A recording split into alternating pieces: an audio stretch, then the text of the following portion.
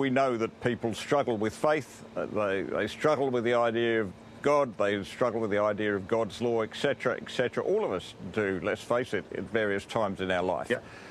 But we do agree, I think the fundamental point here is that the vast majority of Australian people, as far as I can tell, agree with the principles that flow from that. Things like love thy neighbour as thyself.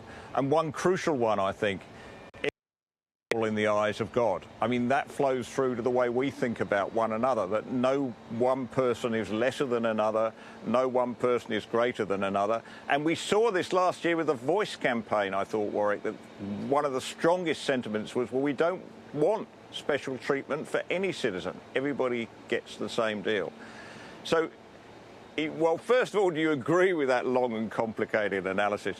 And secondly, how do we move the debate from what is for many people a blocking point, you know, the Christ and salvation and everything that flows from that, and actually move beyond that and say, well, there are these values which we all agree on?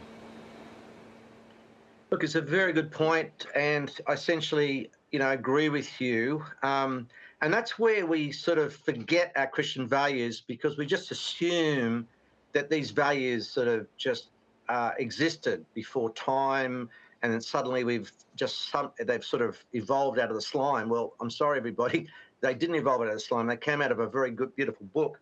And I'll wave one in front of you, everyone, today. So a bit of sort of, you know, this book here, this thing called the Bible, our whole, you know, common law system, which goes back 1,000 years to King Alfred the Great, you know, comes from the scriptures. So the idea of innocent before you know, you're innocent until proven guilty is actually a biblical concept. It comes from this book. It doesn't come from Karl Marx. In fact, Karl Marx would say you're guilty and you have to prove your innocence. And in effect, that's what, you know, wokeism and cultural Marxism is. And so the Bible espouses something different, which is this concept that we are equal and that we are valuable. Each human life is valuable, which, again, is something we all take for granted. But that actually is the basis for medicine. It's the basis for law. It's the basis for our whole society. You know, and so the more we chop out Christ, the more we chop out God, the more we chop out faith, and sometimes even unwittingly, but the more we chop it out, the more likely to have no faith and no morals and no basis for our dealings. Because even honesty is something that, again, it just didn't sort of fall out of the sky one day. This idea that to treat each other as you said so eloquently, you know, the idea is to love each other as you love yourself, and even to give yourself up for others. The whole idea of sacrifice. You probably know this yourself, Nick, but maybe some of our viewers don't. But democracy, yes, it was invented by the Greeks, but they couldn't get it to work. It only lasted for 40 to 50 years in ancient Greece because ego and selfishness took over, and ultimately the government went to the highest bidder. In other words, the government that gave the most benefits and the most, and so it you know, the democratic system in Greece actually collapsed.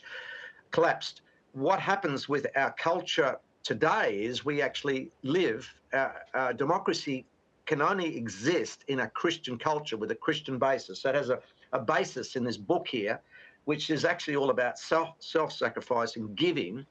And the idea there is that we are here for the greater good. So we will elect a government. I mightn't get all I want, but this government will actually do good things for the more people. It will be fair to more people, and it will care for more people in a proper and give justice to more people. And so that's the greater good. It's not about my good or your own good, Nick, and I'm sure you'd agree with this, but it's the greater good. And that whole idea of the greater good, which is all about sacrifice, is embedded in the scriptures. And it's actually embedded in the story of Jesus Christ, who came and gave his life as a sacrifice for many. Back to you. Yeah, and that to me is central to a strong society, right? We work for the benefit of others. We're outward looking, we're outward focused, and we expect our politicians to be like that, don't we? We wish there were more. There are many in there, but not everyone it seems to me, in politics is working for the community. A lot of them working for themselves or for special interest groups. But that's if we lose sight of that, then it's just dog eat dog, isn't it? And look, that's sadly what's actually happening to our, you can see it in America, you can see it now in Australia, where our economy is not being honest. In other words, we're spending more than we're actually getting in with this, like the whole NIDA scheme, which is a wonderful idea, St. George, the idea of helping people with disability. But that's actually blowing out our whole economy. It's actually apparently, and you can correct me if I'm wrong here, Nick, but it's actually at the present moment bigger than Medicare, or it's about to become bigger than the Medibank whole idea there. Yeah, it's going to cripple our economy. It's crippling our economy right now, and we are in a situation. We're just following America, where America's trillions and trillions and trillions of dollars in debt, and guess who's going to have to pay the piper? It's not you and me right now, but it's the next generation who will be poverty-stricken in 10 and 20 or 30 years' time, because the chickens will come home to roost and we can't pay the bills. And it's because we want too much. We're not able to be honest. And that honesty, again, I would argue, comes back to this holy book here, which is the scriptures, which says, you have to treat each other equally. And, embedded in the scriptures is this idea of living within your means, which is, of course, to the whole sort of socialist world, which is always using other people's money, not your own, quite a foreign idea. So how do we take this forward, Warwick? How do you get more people into this movement and on the same page? What's your plan for that? Well, Nick, again, a very good question. I would argue that one of my big heroes, two big heroes, is Billy Graham and Mother Teresa. And Billy Graham preached the gospel, and Mother Teresa lived the gospel.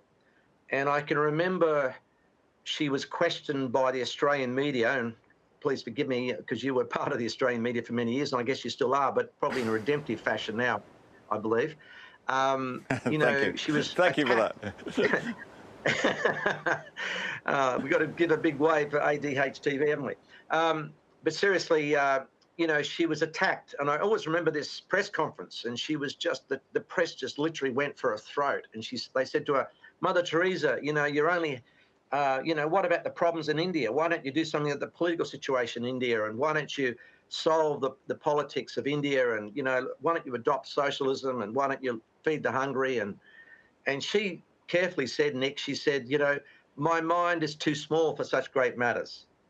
And, just shut the media right up. But they weren't satisfied with that. Like wolves, they came baying for her blood. And they said, Mother Teresa, you're only helping, 5,000 or 6,000 people, feeding them, and you're helping, 1,000 people die each year. And, like, what are you doing? The problems are millions and millions, hundreds of millions of people in India are starving.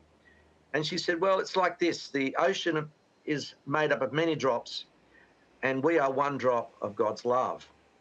And I always like the story of the starfish, Nick. You've heard the story probably before of a little boy on the beach, and there's thousands of starfish have been washed up on the beach, and he picks up one starfish and he's throwing them back in one at a time.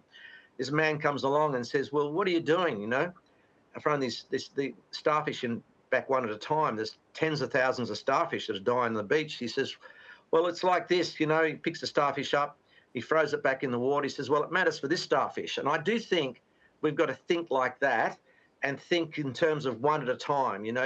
If I can change myself, if I can love my wife, as Mother Teresa said, if you want to start world peace, go home and love your wife, love your family. So that's why I'm so passionate about family. We also happen to run Dads for Kids, which is another charity that is there helping dads be great dads, helping dads be great husbands, and seeing families succeed in our nation. And so, we've got to start one at a time. So it starts with me. I've got to look at myself, Nick, and I can be a bull artist. I can be a hypocrite. And so I'm working hard at not being a hypocrite and actually caring for my wife and loving her. 48 years married and still working in it. But ultimately, as we become those ripples, those drops become ripples, and they actually touch other people. And those ripples then become little droplets of love, and that love expands. And I would argue it starts in the heart. And Scripture says, out of the heart the mouth speaks, and it also says, you know, guard your heart with all diligence, for out of your heart flow the issues of life. So I've got to deal with my own arrogance, my own, you know, lack of humility, my own lack of caring for my family. If I can work on that, and then I start to do that in my community here in Wollongong and in the different parts I serve, well, maybe, just maybe, we can change this nation and bring it back on course.